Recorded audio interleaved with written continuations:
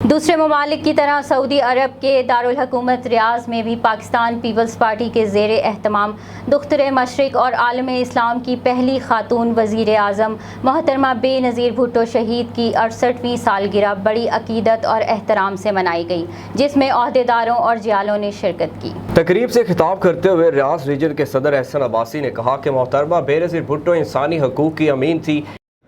یہ دن ہم منا رہے ہیں، آج کا دن پاکستان پیپلز پارٹی ریاض ریجن آج صرف یہ نہیں بلکہ شاید پوری دنیا میں کیک کاٹے جا رہے ہیں۔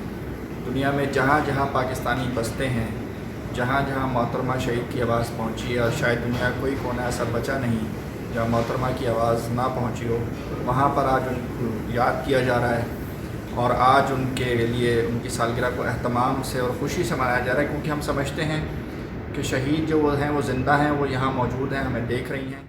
پاکستان پیپلز پارٹی کے سینئر نائب صدر ریاض راٹھور کا کہنا تھا کہ محترمہ بے نظیر بھٹو ملک و قوم کا سرمایہ تھی۔ آج محترمہ کا 67واں سالگرہ ہے۔ ہم اس موقع پر محترمہ کو خراج عقیدت خراج تحسین پیش کرتے ہیں۔ انہوں نے پاکستان کے لیے جو کام کیے ہیں نہ کوئی آنے والا کرے گا، نہ اس سے پہلے کبھی کسی نے کیا بھٹو صاحب کے علاوہ۔ تو میں چاہتا ہوں کہ اس پلیٹ فارم سے ہم اپنے جیالوں کو یہ پیغام دیں کہ ہمارے چیئرمین جناب بلاول بھٹو صاحب کے ہاتھ مضبوط کریں اور پنجاب میں پیپلز پارٹی کو مضبوط تر کریں۔ تقریب سے وسیم ساجد، سردار محمد رزاق، شریف بلوچ بھٹو، رانا عدیل، یونس ابو غالب اور دیگر نے بھی خطاب کرتے ہوئے محترمہ بے نظیر بھٹو کو خراج تحسین پیش کیا۔ تقریب کے آخر میں محترمہ بے نظیر بھٹو کی 68ویں سالگرہ کا کیک بھی کاٹا گیا۔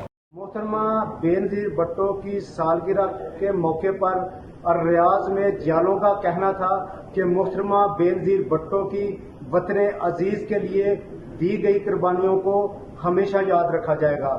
کیمرہ ٹیم کے ساتھ آبش محمود چاند، MM5 نیوز، ریاض، سعودی عرب۔